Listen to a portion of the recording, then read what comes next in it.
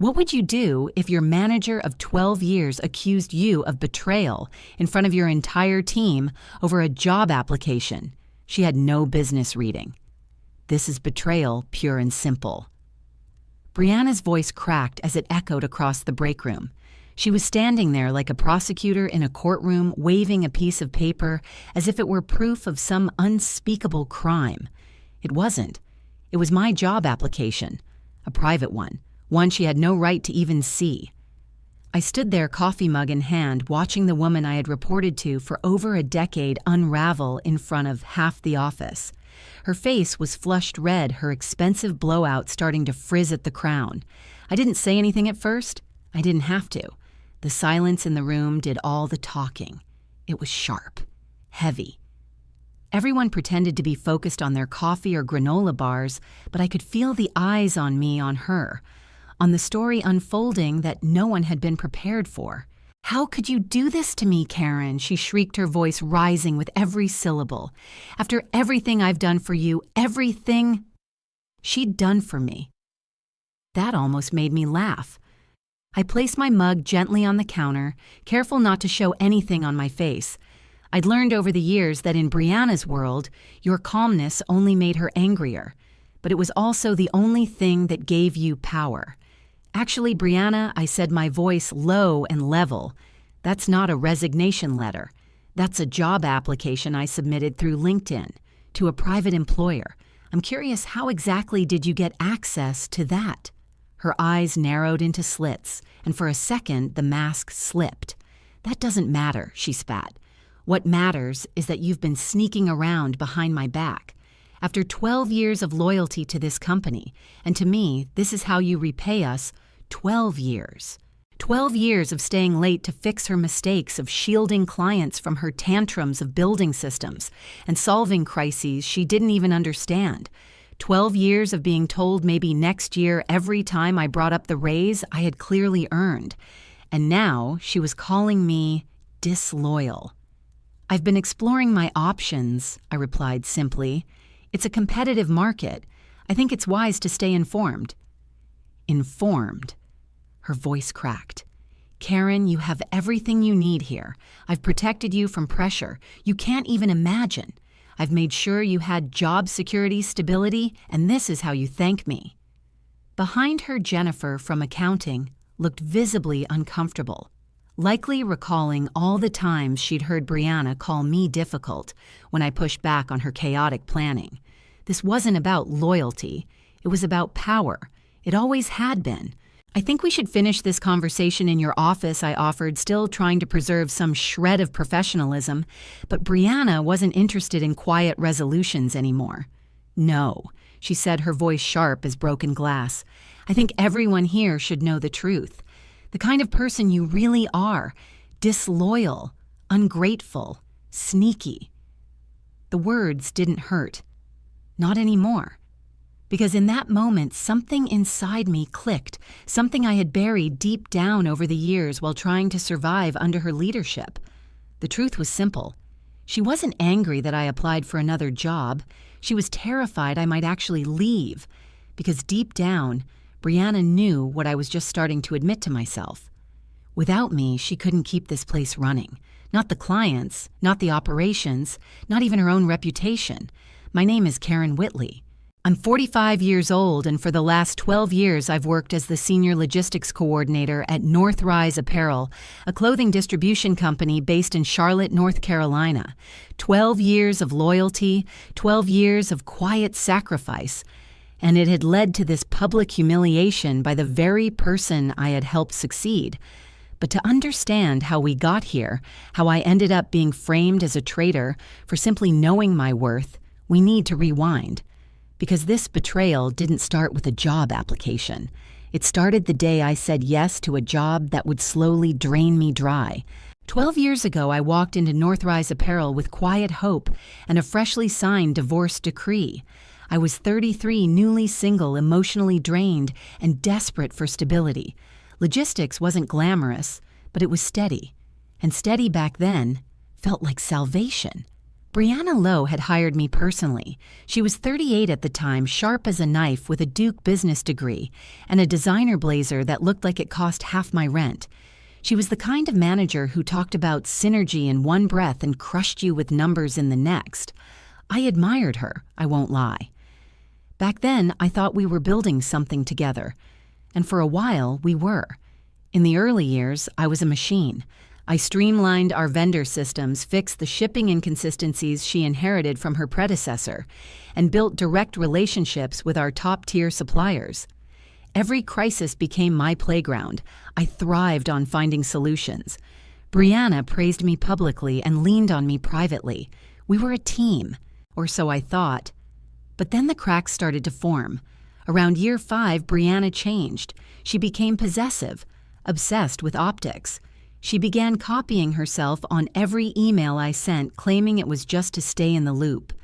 Process improvements I suggested were shot down only to resurface weeks later as Brianna's initiatives. My voice became an accessory to hers, and slowly it disappeared. Still, I pushed through, because I believed hard work spoke for itself, because I believed loyalty would pay off, because I believed that when the time came, she would advocate for me the way I had supported her. But belief is a fragile thing when matched against corporate ambition. I asked for my first raise after my 6th year.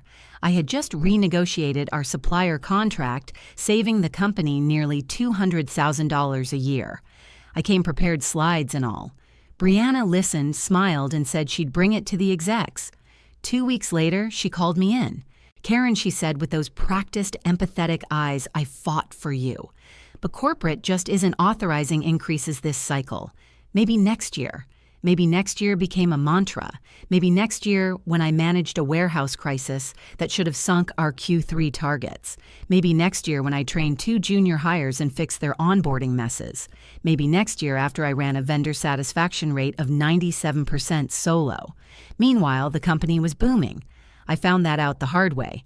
During a vendor lunch in my 8th year, Janet Morrison, our fabric supplier, congratulated me on Northree's record-breaking profits. My smile froze. Record-breaking, I'd been told we were under tight budget controls. My raise requests had been denied on that basis repeatedly. That night, I stayed late, dug through vendor payments, shipping volumes, system logs. I pieced it together like a forensic accountant, and what I saw made my stomach flip. Not only was the company thriving, my division was a gold mine. Logistics, the department I ran almost entirely by myself, was creating hundreds of thousands in value each year. My conservative estimate, I was responsible for at least $800,000 in cost savings and efficiency gains annually. My salary, $62,000. It wasn't just neglect, it was robbery in a pencil skirt. Still, I told myself there had to be a reason, that maybe I was overreacting. But then came the kicker. Derek in purchasing got a $15,000 raise. Stephanie in customer service, promoted with a pay bump. Neither had half my workload. Neither had handled half the crises. When I brought it up to Brianna, she delivered her most insulting performance yet. "I value you, Karen," she said, tilting her head with fake concern. "But the executive team is focused on departmental equity. If we give you a raise, we'd have to do it across the board. It just wouldn't be fair." Fair. That word stuck in my throat like broken glass. It wasn't fair when Brianna took credit for my systems. It wasn't fair when I stayed late for a warehouse audit while she left for cocktails. It wasn't fair when I was told to develop my skills while she climbed the ladder off my back. I started documenting every incident, every time she deflected, every raise denied, every backhanded comment disguised as feedback, because somewhere deep inside me, I had decided something. Maybe next year would finally become never again. It started with a single notification, a soft ping from LinkedIn while I was eating dinner alone, curled up on my worn-out sofa, exhausted from yet another week of holding an entire department together with duct tape and willpower. "Patricia Wells from Gravora Group has viewed your profile." I didn't think much of it at first. Recruiters check profiles all the time. But 2 days later, I received a direct message. Hi, Karen. I've been reviewing your logistics experience at Northrise Apparel. We're currently seeking a director of logistics operations for our East Coast division. Your profile stood out immediately. Would you be open to a confidential conversation? I reread it 3 times, unsure if it was real. Director, not coordinator, not manager, director, and the salary range. Nearly double what I was making. I didn't feel excited. Not right away. The first feeling was shame, because deep down I realized something brutal. This wasn't validation, it was evidence. Evidence that I had wasted years waiting for someone who never planned to promote me. Still, I responded. Patricia and I scheduled a call. From the first moment, she spoke to me differently. She asked about my crisis protocols, my vendor negotiation strategies, my ideas for sustainable freight solutions. She wasn't just interested, she was listening. Karen, she said, during our second interview, your reputation precedes you. 2 of our suppliers mentioned you by name. That kind of trust isn't easy to earn. I almost cried when she said that. Not because I was emotional, but because no one at Northrise, especially not Brianna, had ever said anything like it. I passed every round of interviews. Each one was more invigorating than the last. And when the offer came, Senior Director of Logistics Operations, $95,000 annually, full benefits, and a clear track to VP, I didn't know what to do. I stared at the email for 10 minutes, heart racing. This was it, my chance, my escape, my recognition. But I hesitated. 12 years is a long time. And as twisted as it sounds, part of me felt like I owed Brianna, or maybe I just didn't want to burn bridges. So I gave her one last chance. I walked into her office with my best poker face. I've been thinking about my career path here, I started. There's been interest from another company, and I wanted to discuss potential growth opportunities at Northrise. She didn't even look up. Karen, she said flatly, we've discussed this. Your role is important, but your compensation is aligned with your responsibilities. Actually, I said slowly, the offer I received says otherwise. That got her attention. Her hands froze over her keyboard. What kind of offer, Senior Director? Logistics, Gravora Group. It's a significant pay increase. For a moment, I saw it. Panic. Then just as quickly it vanished. I see, she said coolly. And you think it's appropriate to use outside offers to pressure your current employer? I blinked. Was she serious? I'm not pressuring anyone. I said, I'm giving you the opportunity to retain someone who's brought significant value to this company. Her jaw clenched. Karen, you do your job. That's it. You follow the systems I built and manage accounts I helped you land. If you think you're irreplaceable, you're delusional. The words hit like a slap, not because they were cruel, but because they confirmed what I had long suspected. In her mind, I was nothing more than a cog, a replaceable gear in a machine she thought she ran. But the truth was, she didn't run it. I did. I smiled faintly. Thank you for your perspective. That night, I called Patricia and accepted Gravora's offer. No counter, no second guessing. It was time. My first day at Gravora Group felt like breathing fresh air after years in a windowless room. Patricia Wells, my new boss, greeted me with a firm handshake and a folder full of information that would rewrite everything I thought I knew about the logistics world. Inside were reports, client feedback, competitive analysis, vendor performance dashboards. But it was the list of prospective accounts that stopped me cold. Coastal Manufacturing, Pinnacle Textiles, Morrison Fabrics. My heart skipped. All 3 were major clients I had worked with during my time at Northrise Apparel. All 3 had been loyal for over a decade, and all 3 were apparently unhappy. These companies are looking to switch, Patricia explained, but they're hesitant. Their current provider knows their operations well, too well. We need someone who understands their systems, their rhythm. She didn't say it outright, but she didn't have to. That someone was me. I had spent years building those relationships. I knew their delivery patterns, their fiscal calendars, their quirks. I knew the exact rush order protocol for Coastal Manufacturing's summer collection. I knew Morrison's preferred route planner by name. I had smoothed over every missed shipment, every customs delay. Have they expressed specific concerns? I asked carefully. Morrison is frustrated with delays. Coastal says the flexibility's gone. Pinnacle is worried about sustainability reporting, says their provider's behind the times. I almost laughed. Every single concern they listed, I'd raised those exact issues at Northrise over the past 2 years and been told, that's just disruption. We don't need. Patricia then slid a folder across the table. Here's something else. Competitive analysis. Northrise Apparel. Inside were hard numbers. Declining delivery performance down 23% in 2 years. Customer satisfaction plunging. Turnover in the logistics team spiking. I recognized the signs. The ship was slowly sinking and Brianna didn't even see the leaks. How did you get all this? I asked. Vendors talk. And when we started hearing consistent concerns from shared partners, we listened. That evening I went home and stared at my phone for an hour. Then I dialed Robert Uled at Morrison Fabrics. Karen, he answered after 2 rings. I heard you moved to Gravora Group. Congratulations. Thanks, Robert. I'm settling in well. I understand you've been having some issues lately. There was a long pause. Then a sigh. That's putting it mildly. He laid it out, plainly missed delivery windows, poor communication junior staffers who didn't understand the complexity of his orders. They assigned us some kid fresh out of college, Robert grumbled. I asked for adjustments and he tells me he needs to check with his team lead. Karen, you knew our system better than my own logistics department. That line, it hit me in the chest. You knew our system better than we did. Robert, I asked slowly, what would it take for you to consider transitioning to Gravora?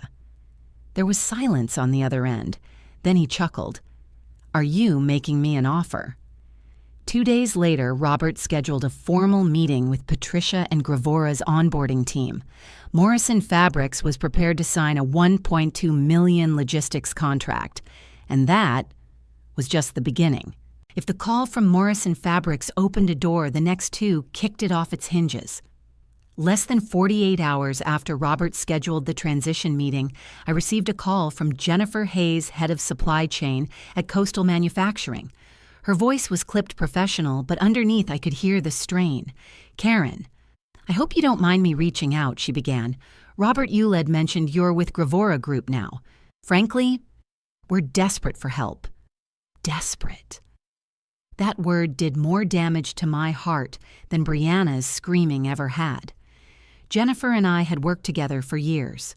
Coastal was always one of our most organized clients, planned every shipment months in advance, rarely needed last-minute changes.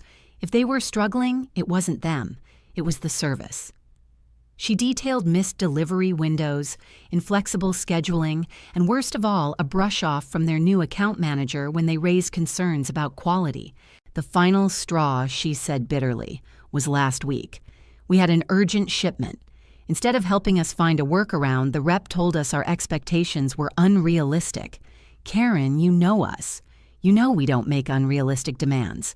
I knew without a doubt that this wasn't just incompetence. It was the consequence of blind leadership. Brianna had taken one of our most efficient accounts and handed it to someone who didn't know the difference between a shipping label and a port hold. What would transitioning look like for you, I asked. We're ready, she said. We've been ready for months. But now that you're at Gravora, we know you get our needs. The moment you give us the green light, we'll begin. Less than a day later, the third call came. Margaret Torres, Sustainability Officer at Pinnacle Textiles.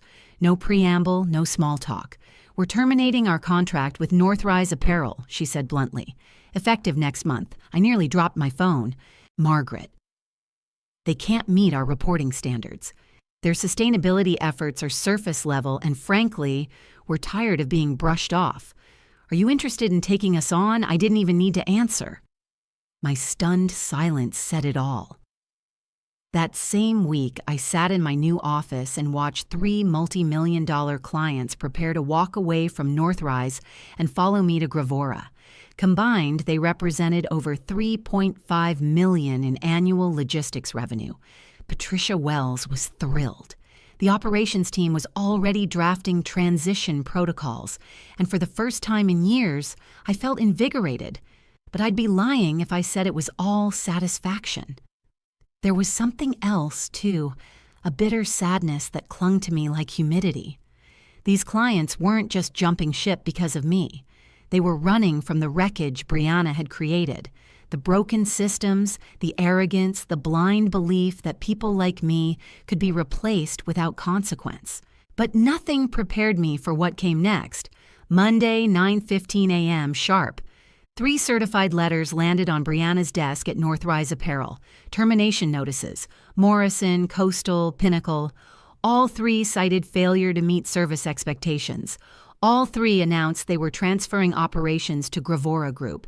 All 3 had included one small pointed detail they specifically requested me by name to lead their accounts.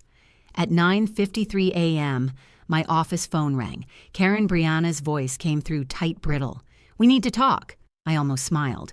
"Hello, Brianna. How can I help you?"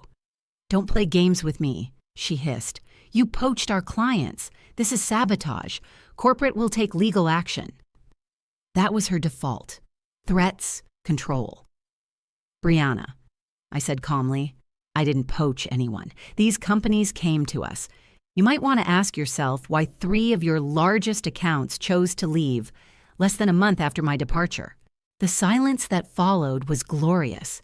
Then, in a voice I'd never heard from her before, small, fragile, she whispered, "Karen, can you talk to them? Convince them to stay. I made mistakes.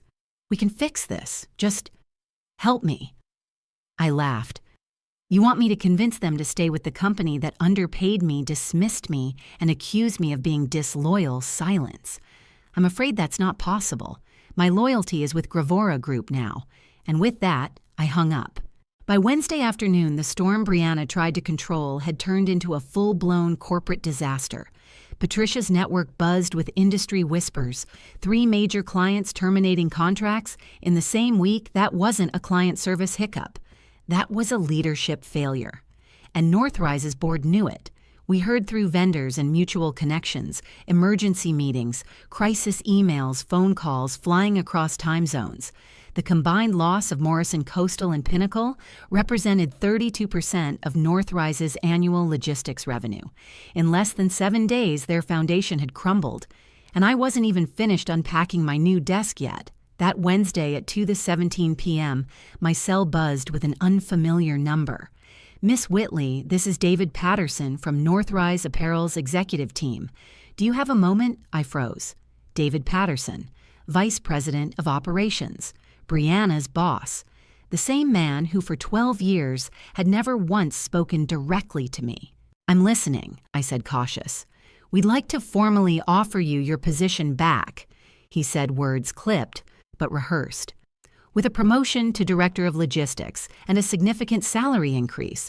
We've reassessed your contributions and realized we may have underestimated your value."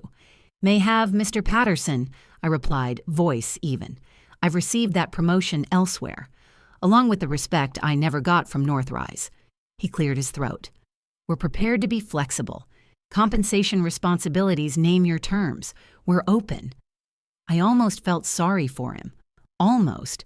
But then I remembered Brianna's voice hissing, "If you think you're irreplaceable, you're delusional." And the pity vanished. "I'm happy where I am," I said. "Thank you for the offer. My answer is final." Click. That was the moment it all clicked into place for me. This wasn't just about revenge. It wasn't about proving a point. It was about liberation, about finally standing tall in a room that had spent over a decade trying to cut me down to size. By Friday, the chaos had gone public. Word spread fast in the Charlotte logistics community. Northrise's reputation was unraveling. Their service delays, their broken relationships, their executive dysfunction, people were talking. And the best part, I didn't have to say a word. I just let the truth speak. Gravora Group flourished. The 3 new contracts stabilized our East Coast portfolio. I hired 2 junior coordinators, bright, curious, and eager to learn. And this time I made sure to mentor them the way I wished Someone had mentored me. Brianna. According to the grapevine, she was reassigned, a polite corporate euphemism that usually meant pushed out quietly before the board votes. It was poetic. 12 years of being told to wait, to be patient, to trust the process. 12 years of watching promotions pass me by while others reaped the rewards of my labor. 12 years of being invisible until my absence became a spotlight. When people ask me now how I managed to get revenge, I tell them the truth: I didn't. I simply walked away and let gravity do the rest. Because sometimes the loudest revenge isn't a dramatic takedown. It's the deafening silence that follows when you finally stop saving the person who never deserved you in the first place. Have you ever been overlooked, underestimated, or undervalued by the very people who claim to support you? Share your story below what was your breaking point. And if you enjoyed this story of silent triumph, don't forget to like, subscribe, and tap the bell icon for more stories like this. You never know who might need the reminder you are not replaceable. Not when your value runs deeper than they ever bothered to see.